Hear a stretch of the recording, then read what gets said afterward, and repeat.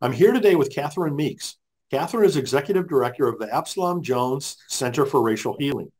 She's the retired Clara Carter Acree Distinguished Professor of Sociocultural Studies from Wesleyan College and founding Executive Director of the Lane Center for Community Engagement and Service. She's frequently asked to present commentaries on Georgia Public Radio and other radio and television programs. She's the author of 6 books and 1 inspirational CD and is the editor of Living into God's Dream, Dismantling Racism in America, and co-author of Passionate for Justice, Ida B. Wells as Prophet for Our Times. She's the winner of the President Joseph R. Biden Lifetime Achievement Award and holds a master's degree in social work from Clark Atlanta University and PhD from Emory University. We were also very blessed to have Catherine contribute to our book, How to Heal Our Divides, a Practical Guide. Catherine's new book is titled The Night is Long, but Light Comes in the Morning, Meditations for Racial Healing. You can learn more about all of Catherine's work at centerforracialhealing.org. So Catherine, it's so wonderful for you to join us again, and congratulations on all the amazing things that you've done. Well, thank you very much. I'm very delighted to be here and so appreciative of the work you do, particularly with calling us to think deeply about divisiveness and unity. And so I think those are 2 ideas that are so important. So I appreciate that work as well. Well, thank you. I mean, any opportunity I get to collaborate with you on any front is a blessing for me. So, Thanks. but any event, maybe would you mind telling people a little bit more about yourself than what I kind of briefly touched on? Yeah, I could say a little bit. I am a retired professor. I taught college for 34 years and decided in 2008 when I left from teaching college that I was going to become a craftswoman and make aromatherapy products and cards and give my brain a break. Well, that lasted for a little while. And then it became clear that I needed to get back into the work of racial healing uh, and dismantling racism. So I became the leader, the chair of the Commission for Dismantling Racism for the Diocese of Atlanta. And then that morphed into the Center for Racial Healing that has become a resource for the entire Episcopal Church and other people outside of the Episcopal Communion who have discovered what we're doing and find it interesting in terms of their own work. So I'm very, very grateful for all of that. When I was preaching at the Washington National Cathedral back in May, I started my sermon by saying it was a long journey from my sharecropping father's house to the pulpit at the Washington National Cathedral. Mm-hmm. And I guess I would want to say that again, that is the long journey that I have been on of seeking the path to liberation and then trying to find a way to share that path and the meaning on that path to other people so it can be helpful to them in their journey toward liberation. Well, I think everybody needs to be liberated and everybody needs to find their own path. But I think we can help each other by sharing what we're learning. Absolutely. And you've done an amazing job along that journey. So, a great role model for us all. Thank you. Maybe can you tell us a little bit more about what the Center for, Racial Healing does today? What kinds of programs do you have? What kind of activities, things like that?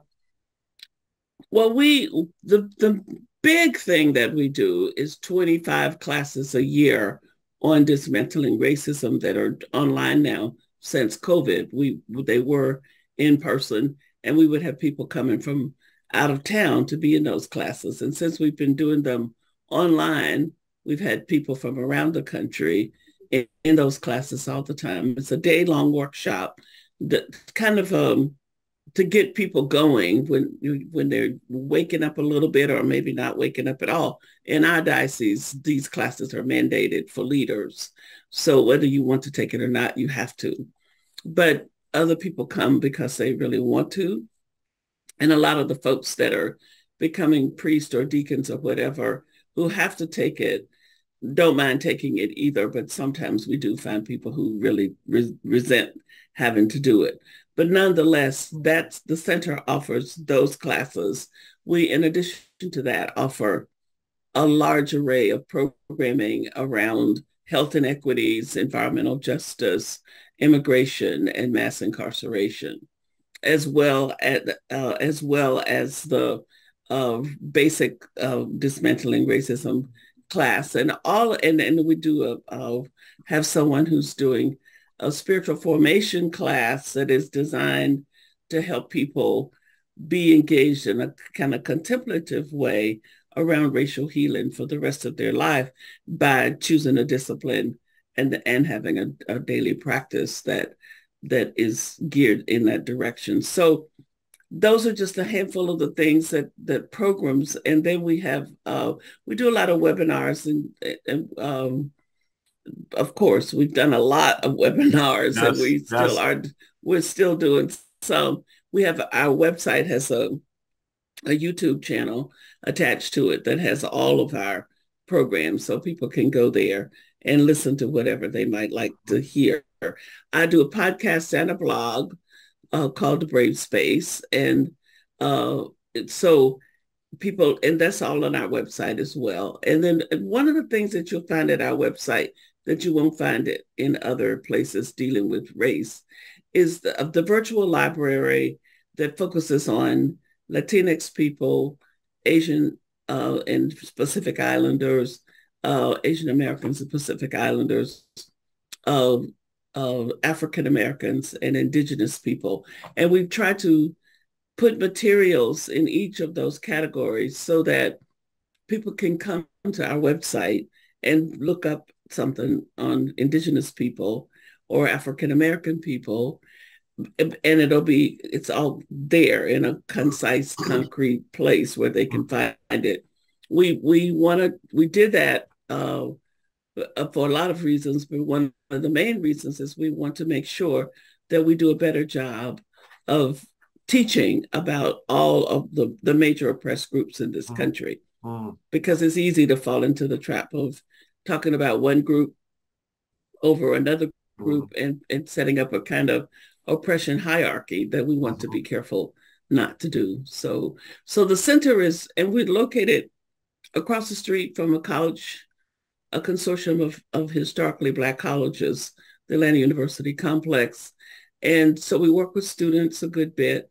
We are also in a Black community that is very mixed in terms of part of it's thriving and part of it's not thriving.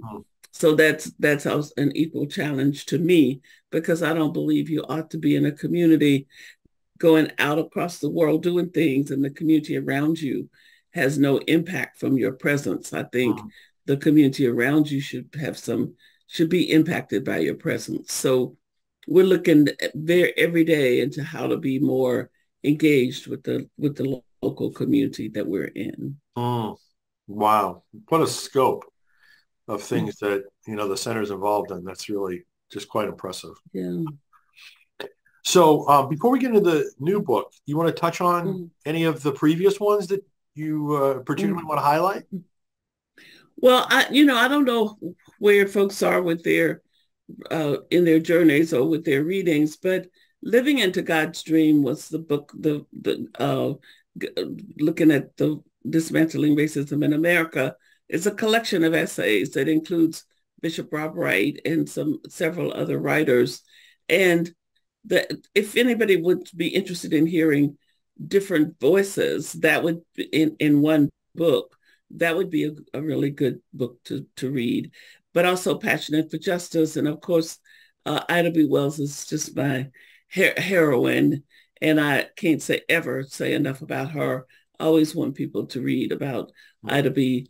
And I wrote the book with a white man who's a retired Presbyterian preacher, and we have a pretty good dialogue back and forth across our differences on purpose to help mirror the fact that Black and white and brown and white and brown and Black people can talk to each other about things that they don't agree about and still be connected to one another Hmm. and still be civil and be willing to even be friends. And as my co-author and I are, and we don't agree about several things, and we talk that out in the book a Hmm. little bit.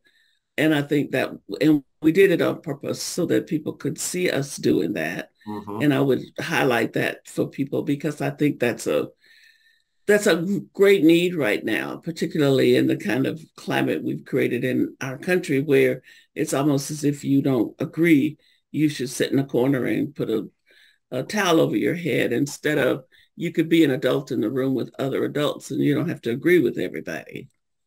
I mean, I don't know about you, but I've never met a single person that I agree with 100% on everything.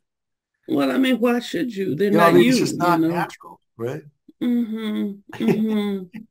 We have And to. it doesn't even matter, it just at the end of the day, it doesn't matter. That person goes their way, you go your way, and they live their life and you live your life.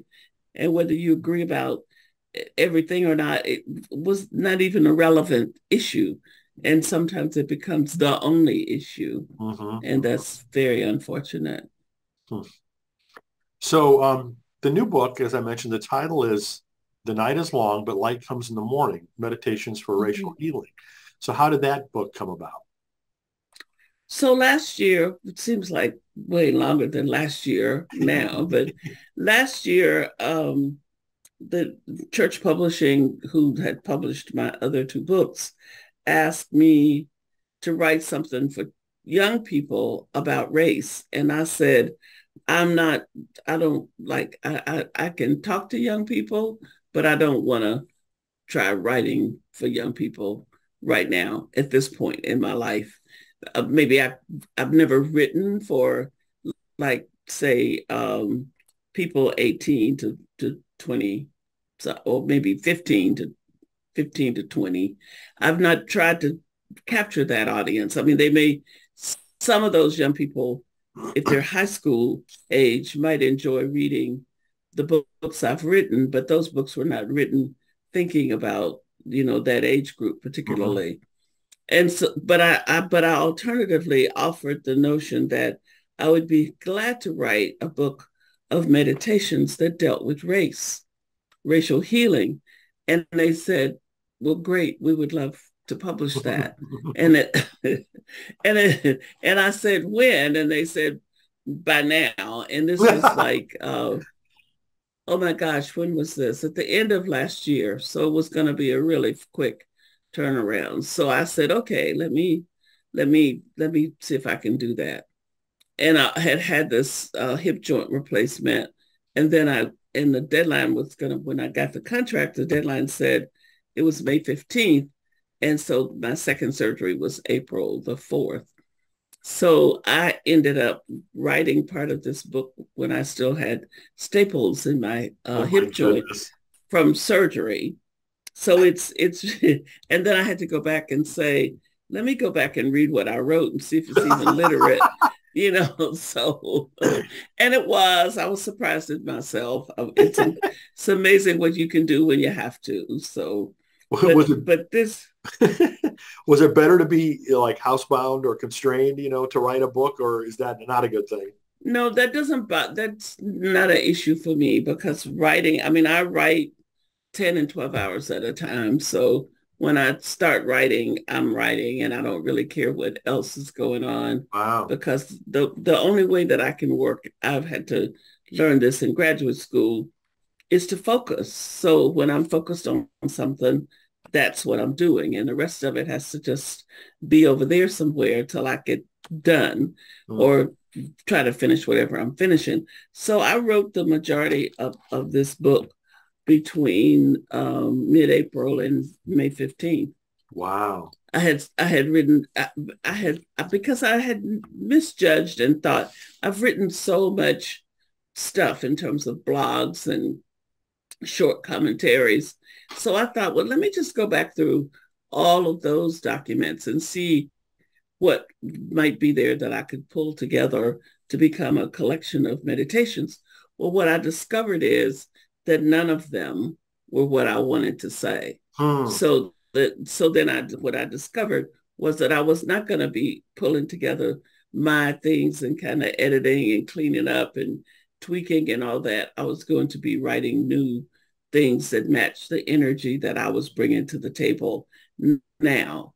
And so that was a good challenge, because then I had to set to the writing, and so I wrote the majority of the book in that short window. Wow, that's amazing. What changed, that you decided not to utilize what you had previously written? Well, you know how you write things, and when you wrote it, there was great passion and energy around it, and then you go back and read it years later, and it's still good writing, and the point is a good one, but you don't have the same kind of energetic connection to it. So I think if I'm going to have a book come out that I've got to get out and promote, it needs to be material that I'm really energized by as well, or else I'm going to get mighty tired of talking about it. And I actually wasn't willing to publish something that felt tired to me, because it wasn't like, some of it wasn't even like that there was a vast difference between, if I talked about that now, I would say a lot of those same things, but it was just even some of the issues that were preoccupying me in those other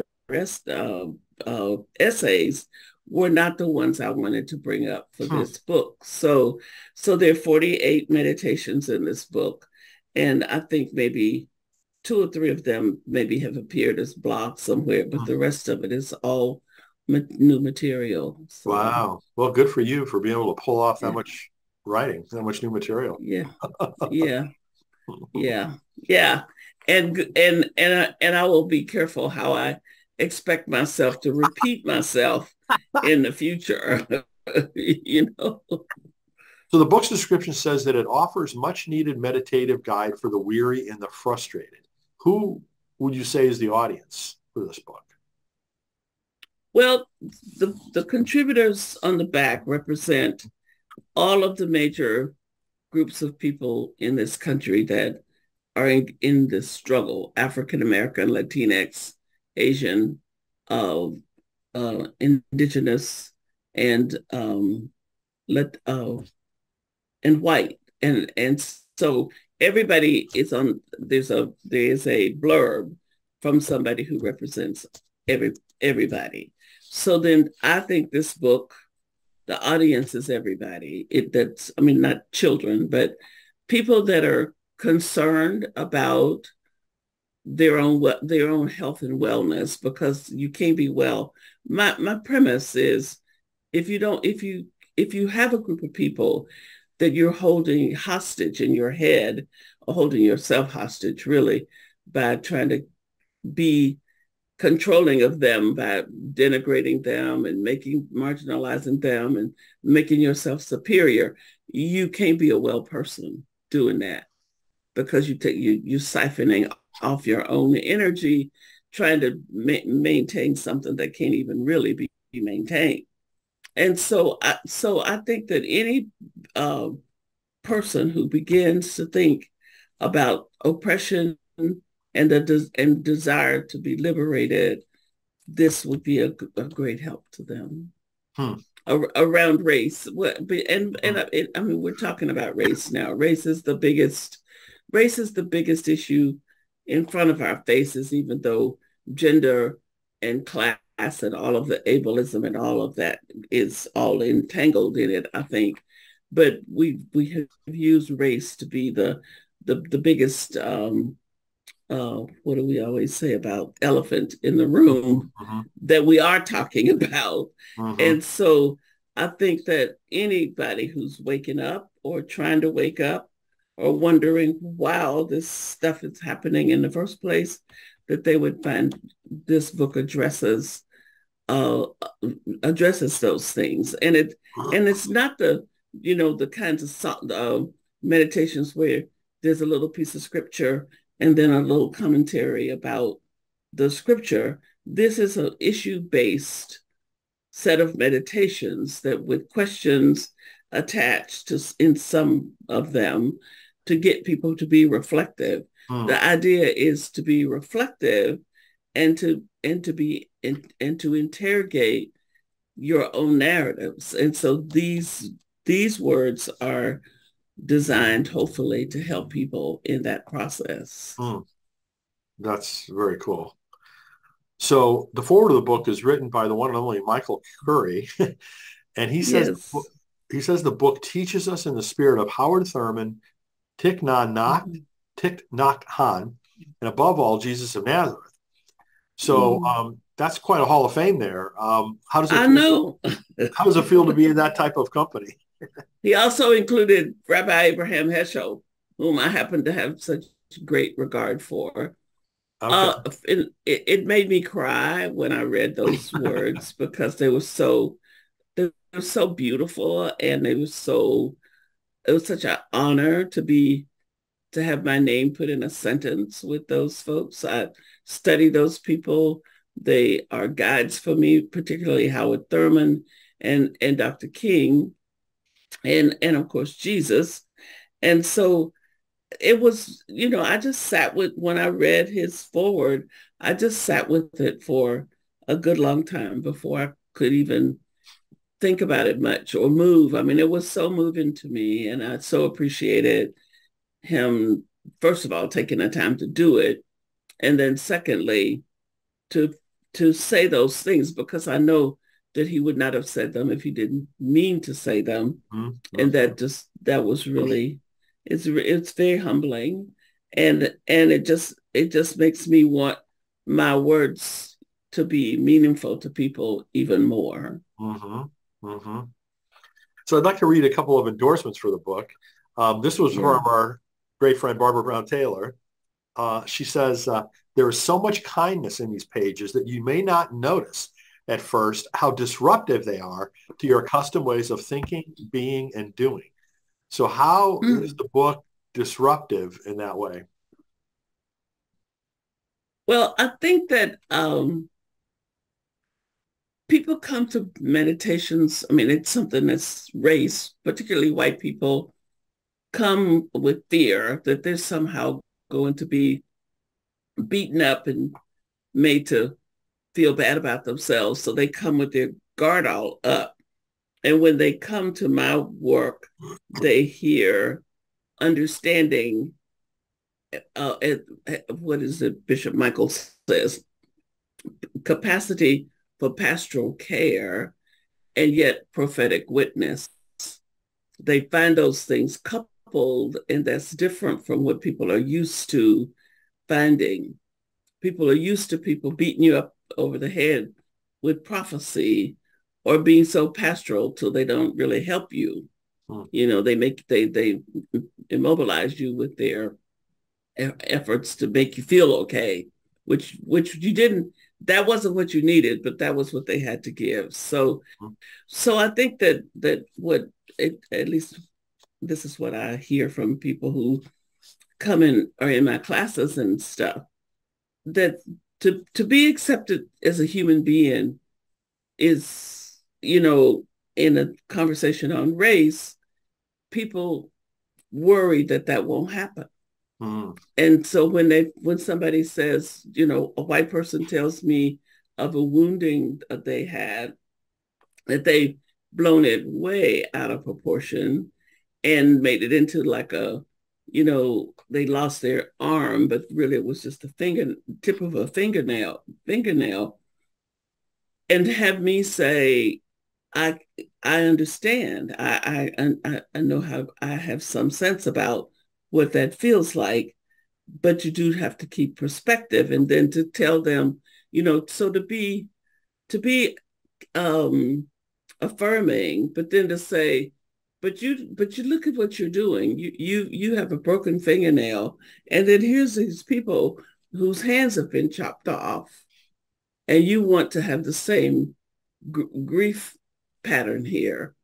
You're entitled to your thoughts and feelings, but you have to put that into conversation with this other truth over here.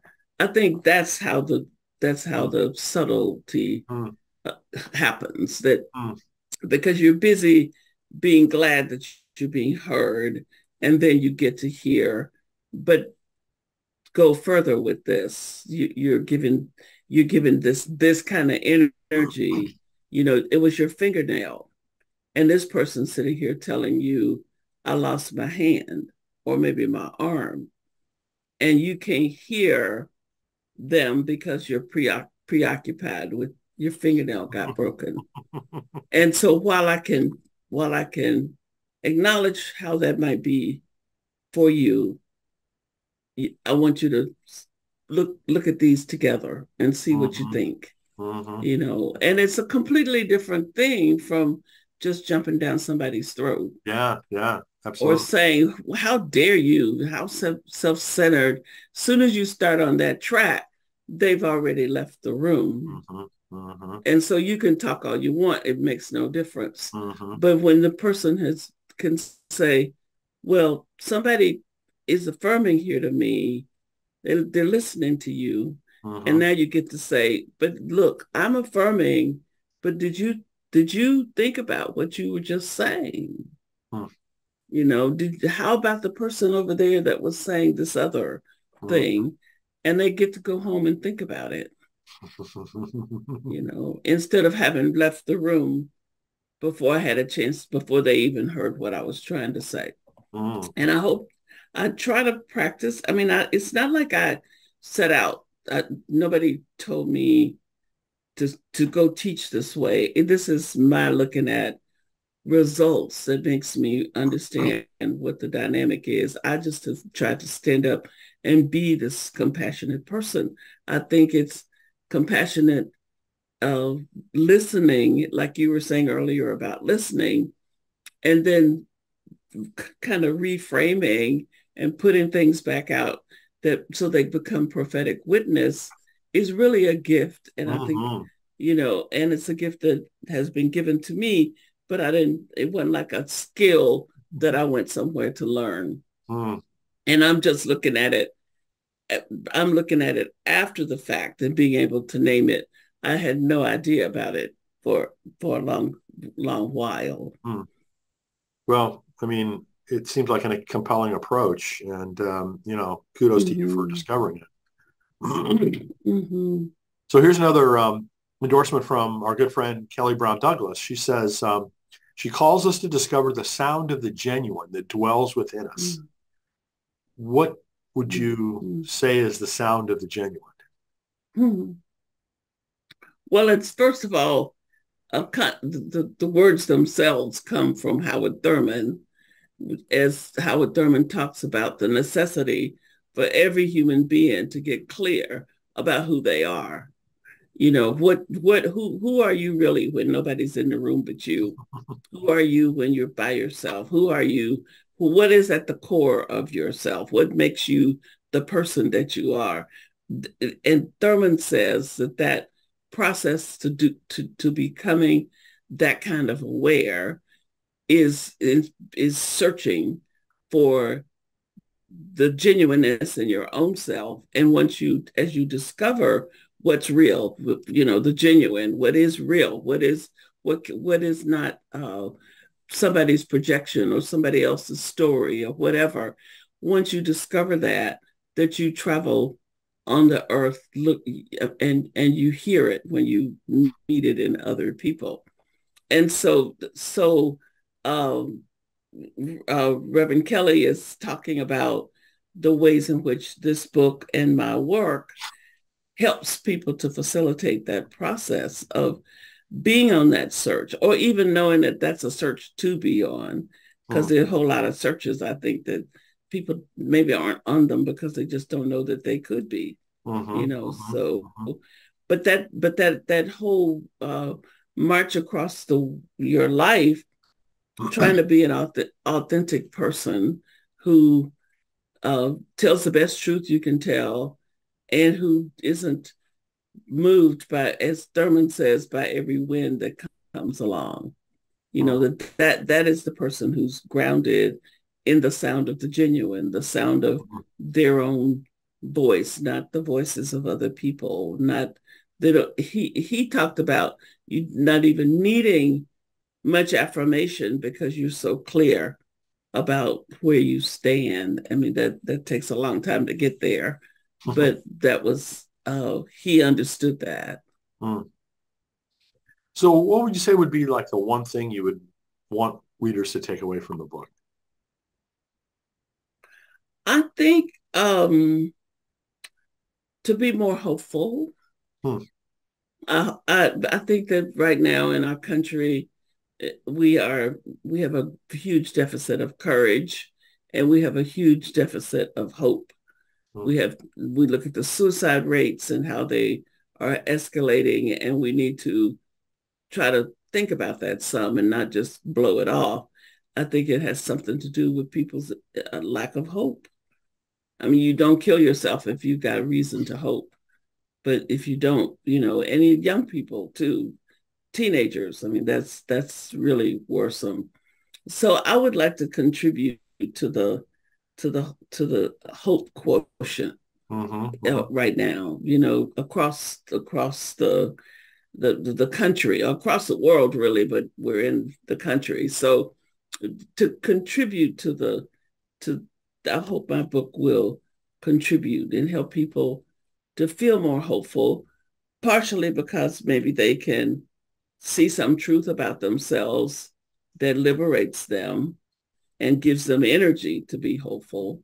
And then maybe because they can see processes that they can share from reading this book. And I just hope the book in a general way will create space where people can be more hopeful. Mm, wonderful. So I have to ask you if there are any plans for future books that you're able to talk about yet. Well, I don't think, not actually. I'm I'm really just trying to again stay focused. So and I want folks to stay focused on this book for right now. So I know I will write a good bit more. I've got a lot of ideas, and I'm thinking someday I might even like to write a play. But I Wow. but I want to but I don't want to get um I don't want to get too far ahead of myself. I hear you on that. I'm operating the same way right now, so I appreciate that. Yeah. Well, again, the title of the new book is The Night is Long, but Light Comes in the Morning, Meditations for Racial Healing. And you can learn more about that and all of Catherine's work at centerforracialhealing.org. So, Catherine, again, thank you so much for being with us. I just really appreciate all your Mm. contributions to the world in many different dimensions. So, thank you so much. Well, thank you so much. And I look forward to more conversations. Absolutely. Take care. You too. Bye.